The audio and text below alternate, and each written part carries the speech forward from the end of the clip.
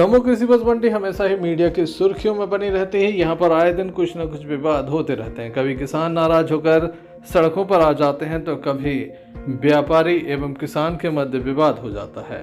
पूर्व में हमेशा ही हम्माल और व्यापारियों के मध्य भी विवाद सामने आए तो कभी हम्माल और किसानों के मध्य विवाद हो जाता है।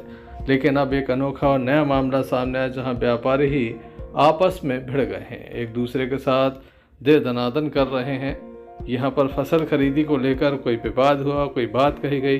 इसके बाद क्या था, दो फर्मों के लोग आपस में भिड़ गए। एक ओर पिता पुत्र थे तो दूसरी ओर दो सगे भाई। जमकर विवाद हुआ। बाद में स्थानीय जो अन्य व्यापारी वहाँ पर खड़े हुए थे, किसी तरह से उन्हें समझाने का प्रयास किया, उन्हें मनाने का प्रयास किया। आइए हम आपको दिखाते हैं किस तरह से सोशल मीडिया पर दमोह कृषि उपज मंडी का ये वीडियो वायरल हो रहा है। हम वायरल वीडियो की पुष्टि नहीं करते। यहाँ पर खरीदी चल रही थी और इसी बीच ये विवाद हो गया, व्यापारियों के मध्य विवाद हो गया। देख सकते हैं आप तस्वीरों में किस तरह से ये विवाद हुआ। यहाँ का ऑडियो हम आपको नहीं सुना सकते क्योंकि यहाँ पर लगातार अपशब्दों का उपयोग किया जा रहा है।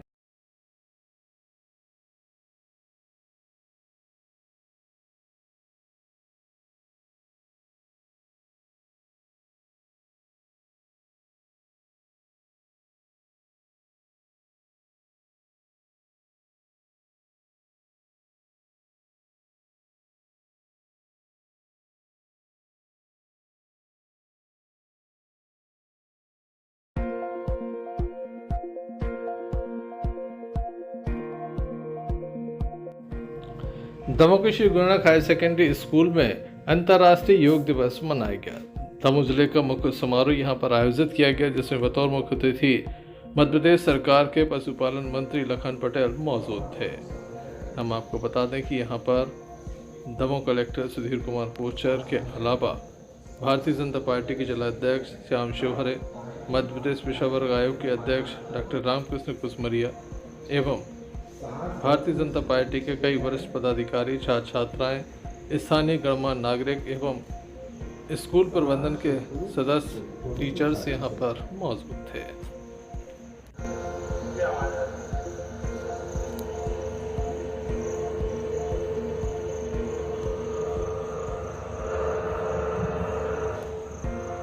ने जो काम किया है उसको एक नमूने के रूप में देखना चाहिए। साथियों, यशस्वी प्रधानमंत्री आदरणीय नरेंद्र मोदी जी के आह्वान पर 2015 से 21 जून को योग दिवस के रूप में अंतर्राष्ट्रीय स्तर पर मनाया जा रहा है और आज विशेष तौर से इसका पृथ्वी एक स्वास्थ्य के लिए इसका दिया गया। और मैं देख रहा हूँ पूरे दमोह में तो ठीक है, पूरे देश में, पूरे विश्व में आज योग दिवस के उपलक्ष्य में सभी योग कर रहे हैं। बहुत सारे लोग आज के जब शुरू करते हैं तो सालों तक इसको लगातार करते हैं और इसके पीछे मानस ये है कि स्वस्थ रहें, व्यस्त रहें और मस्त रहें, हमेशा इस काम में लगे रहें, क्योंकि पूरा देश और पूरा विश्व इस समय किसी न किसी तनाव से गुजर रहा है। योग एक ऐसा वो है प्रयास है जिससे हमारा मन भी शांत होता है और तन भी स्वस्थ होता है। इसीलिए योग हमेशा करते रहें। मेरी ओर से आज योग दिवस की सभी के लिए, प्रदेशवासियों के, देशवासियों के लिए बहुत बहुत हार्दिक शुभकामनाएं। योग का मतलब ही है जोड़, सबको जोड़ने का कार्यक्रम है। मन से, तन से और हर प्रकार से जोड़ने का कार्यक्रम है योग। इसमें हमारे शरीर की सारी इंद्रियों का योग होता है, उनकी अपनी अपनी जो शक्तियां हैं, क्षमताएं हैं, उनका योग होता है, समाज का योग होता है, हमारे देशवासियों का योग होता है, सारे संसार का योग होता है। और इस योग के कारण आज पूरा विश्व जो है, हम धन्यवाद करेंगे हमारे योग गुरु भैया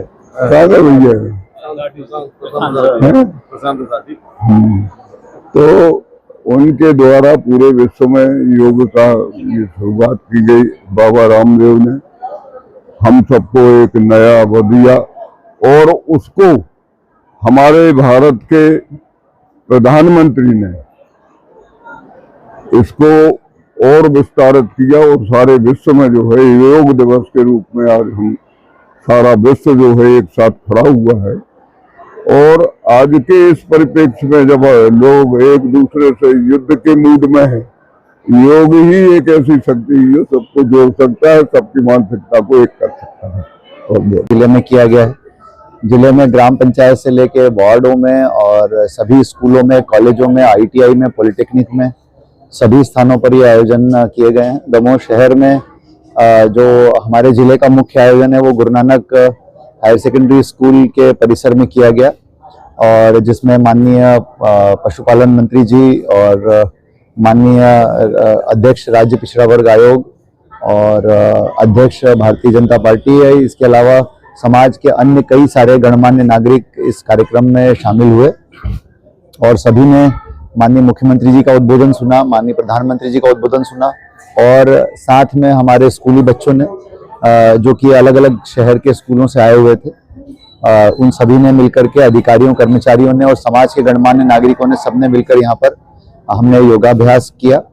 और इस अवसर पर एक विशेष बात जो थी कि आज कुछ अलग अलग कार्यक्रम हमारे शहर में आयोजित किए गए, जिसमें 3 कार्यक्रम योग पार्क के रूप में अलग अलग पार्कों में किए गए। इसके बाद एक योग समागम हमने किया बेला ताल के पास सामने त्रिमूर्ति पार्क में, जहां बड़ी संख्या में लोग आए।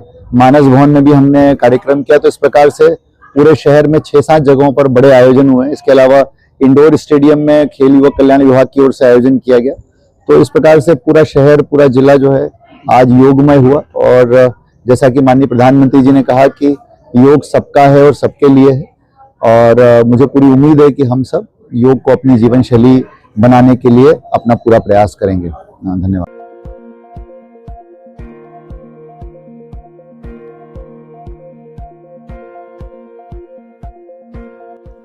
दमोह कलेक्ट्रेट के सभा कक्ष में एक महत्वपूर्ण बैठक संपन्न हुई।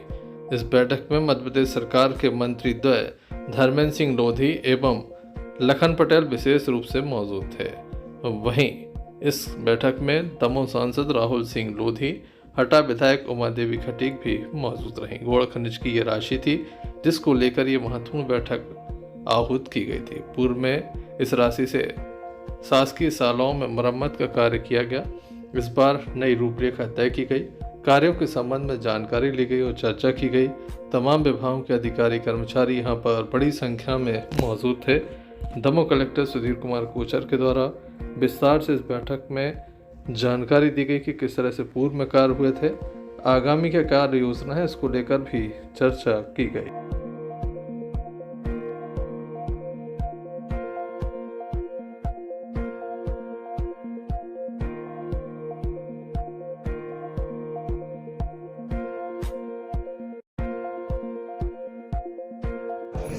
आज DMF डिस्ट्रिक्ट माइनिंग फंड को लेकर बैठक हुई, जिसमें जिले के सभी मंत्रीगण और विधायकगण उपस्थित रहे। जैसे पूर्व में हमने बताया था आपको कि जो हिंदी में जिसको हम गौड़ खनिज का मद बोलते हैं, वो राशि पहले पुल पुलियों के इसके लिए हम लोग देते थे, लेकिन पिछली बार पूरे प्रदेश में हम लोगों ने नवाचार किया और पिछली बार 185 विद्यालयों को हम लोगों ने चयनित किया था जिनकी छत खराब है, जिनकी क्या नाम से दीवार में मरम्मत होना, किसी की छाप होना। तो उसमें से तकरीबन 144 विद्यालयों का काम जो है कार्य प्रगति पर है, और इस बार पुनः हम लोगों ने तकरीबन 102 विद्यालय और लिए हैं, तो उन पे कार्य होगा। उद्देश्य केवल ये है कि ये गौड़ खनिज का जो पैसा है वो विद्यालयों में लगे, और जब ये विद्यालयों के काम पूर्ण हो जाएंगे तो इसके सेकंड फेज में हम लोग अपनी आंगनबाड़ी लेंगे, कि जो आंगनबाड़ी की बिल्डिंगें क्षतिग्रस्त है, क्योंकि इसके लिए कोई फंड नहीं रहता है। तो इसी को लेकर ये बैठक हुई है, और तकरीबन 60% पिछले जो हम लोगों ने दिए तो उसका कार्य पूर्ण हो गया, और ये नया कार्य प्रारंभ होगा। तो समय पर कार्य प्रगति की समीक्षा, पैसा सही जगह लगे, और हमारे दमोह के सभी विद्यालय और आंगनबाड़ी व्यवस्थित रूप से कार्य करें, उसके लिए ये पैसा हम लोगों ने आज देने का तय किया है। आज की बैठक में और कोई नहीं, पैसे की कोई कमी नहीं है। माननीय मोहन यादव जी ने स्पष्ट किया है कि जितना पैसा चाहेगा मध्य प्रदेश, चाहे वो नगर पालिका क्षेत्र हो चाहे ग्रामीण में, भरपूर पैसा दिया जाएगा। और सही पैसे का उपयोग है। और मुझे लगता है कि माननीय प्रहलाद जी के नेतृत्व में अभी पिछली बार जब मोदी जी आए थे तो तकरीबन 1000 नए पंचायत भवन जो 35 लाख रुपए की लागत से थे, और अभी पुनः मोदी जी आए थे तो फिर उन्होंने तकरीबन 1000 पंचायत भवन दिए हैं। किसी भी प्रकार की पैसे की प्रदेश में कमी नहीं है। कार्य के लिए, अच्छे कार्य करने के लिए जहां जहां आवश्यकता लगेगी माननीय मोहन यादव जी के नेतृत्व में पैसा वहां दिया जाएगा। और कोई विशेष विषय? एक बड़ा विषय है कि पिछली बार जिलाधिकारियों ने एक पहल की थी, उसमें जनप्रतिनिधि सभी थे कि ये आपने भी देखा होगा कि 3 मूर्ति जो स्थान है उसके बाजू में जमीन आवंटित हो गई है, और जो जैविक हाट बाजार है वो हम लोग प्रारंभ करने जा रहे हैं। बड़ा अच्छा वो बनेगा बिल्डिंग, वहाँ पे जो शेड वगैरह बन के शानदार बनाएंगे। और हमने एक वर्ष में देखा कि जो अभी जटाशंकर पर जो जैविक हाट बाजार लगाते थे कि 3 से 4 घंटे में ही उनके जो सामग्री वो बिक जाती थी, तो उसमें तय किया कि जमीन अलॉटमेंट के बाद वहाँ पे अच्छा मार्केट बनाएंगे शेड के साथ और उसको परमानेंट प्रारंभ करेंगे। तो मुझे लगता है कि अगले 3 से 4 महीने में ये हाट बाजार हमारा दमोह के लिए तैयार हो जाएगा। महिलाओं की सर्वप्रथम तो आज अंतर्राष्ट्रीय योग दिवस था। सभी लोगों को अंतर्राष्ट्रीय योग दिवस की बहुत बहुत शुभकामनाएं, और मेरा अनुरोध है कि सब लोग योग को अपने जीवन में स्थान दें ताकि वो स्वस्थ रहें, सुखी रहें, क्योंकि योग मानसिक रूप से, शारीरिक रूप से, आध्यात्मिक रूप से व्यक्ति को पुष्ट करने का काम करता है। जहाँ तक होम स्टे की बात है तो अभी पूरे प्रदेश में पर्यटन विभाग की एक महत्वपूर्ण योजना होम स्टे चल रही है। अभी आपने देखा होगा 2-3 दिन पहले माननीय मुख्यमंत्री जी के नेतृत्व में हमने प्रदेश में बन रहे बहुत सारे होम स्टे का लोकार्पण किया, और होम स्टे के माध्यम से लगभग 294 होम स्टे बनाने का काम सरकार ने किया है, और आने वाले समय में 1000 होम स्टे बने। इसके लिए 121 ग्रामों को चयनित कर होम स्टे बनाने का काम जारी है। और पर्यटन की दृष्टि से जो पर्यटक मध्य प्रदेश में आते हैं वो भारत की संस्कृति को जाने, मुख्य रूप से गाँव की संस्कृति को जाने, इसके लिए होम स्टे महत्वपूर्ण भूमिका निभाते हैं। होम स्टे के माध्यम से जैसे गांव में मिट्टी के मकान होते हैं वैसे ही मकान बनाए जाते हैं, आने वाले पर्यटकों को चूल्हे की रोटी खिलाई जाती है, और इसमें कुल मिला के ये जैसे गांव में जो एडवेंचर हैं, बैलगाड़ी राइड है, भजन संध्या है, इन सारी चीज़ों से कहीं ना कहीं जो पर्यटक आते हैं वो इन सारी चीज़ों से फैमिलियर होते हैं, जो गांव की संस्कृति को जानना चाहते हैं। उसके लिए होम स्टे मील का पत्थर साबित हो रहे हैं। और पर्यटन की बात करें तो पर्यटन के क्षेत्र में जिस प्रकार से मध्य प्रदेश ने छलांग लगाई है, पिछले वर्ष 13 करोड़ 40 लाख से ज़्यादा पर्यटक मध्य प्रदेश की धरती पर आए, जिसमें विदेशी पर्यटकों का भी मध्य प्रदेश की ओर रुख हुआ है, जिसमें 1,67,000 विदेशी पर्यटक भी मध्य प्रदेश की वाइल्ड लाइफ को देखने के लिए आए हैं। जैसे चीता स्टेट है, हम टाइगर स्टेट हैं, वल्चर स्टेट हैं, घड़ियाल स्टेट हैं, जितने प्रकार की विविधताएं वाइल्ड लाइफ के क्षेत्र में होना चाहिए, मध्य प्रदेश में सारी विविधताएं उपलब्ध हैं। और धार्मिक पर्यटन के क्षेत्र में तो मध्य प्रदेश मुझे लगता है क्रमांक 1 का प्रदेश पर्यटन के क्षेत्र में बनने वाला है। तो मुझे लगता है आने वाले समय में पर्यटन के क्षेत्र में मध्य प्रदेश क्रमांक 1 का प्रदेश बने। इन सारी बातों को लेकर पर्यटन विभाग निरंतर काम कर रहा है, और अभी बांदकपुर कॉरिडोर का काम भी शुरू हो गया है। तो मुझे लगता है वो भी एक बड़ी उपलब्धि हमारे दमोह जिले के लिए है। और भी पर्यटक स्थलों का चयन करके दमोह को पर्यटन का हब बनाने के लिए हम सब लोग कृत संकल्पित हैं, और बहुत सारी योजनाएं बन रही है। अभी नोहटा का भी नौलेश्वर महादेव का मंदिर है, उसका भी टेंडर लग गया है और उसका भी काम शुरू होने वाला है। तो कुल मिला के बहुत सारे दमोह जिले के स्थान को चिन्हित करके पर्यटन के क्षेत्र में दमोह कैसे आगे बढ़ेगा, इसके लिए भी हम निरंतर चिंता कर रहे हैं, काम कर रहे हैं। तो उसमें इस पे चर्चा हुई, और अभी लगभग 20 से 25 हजार जानवर, मतलब जो गौवंश है, उसको इंदौर, भोपाल, उज्जैन, इन जगहों पर भिजवाने की व्यवस्था हम लोग कर रहे हैं।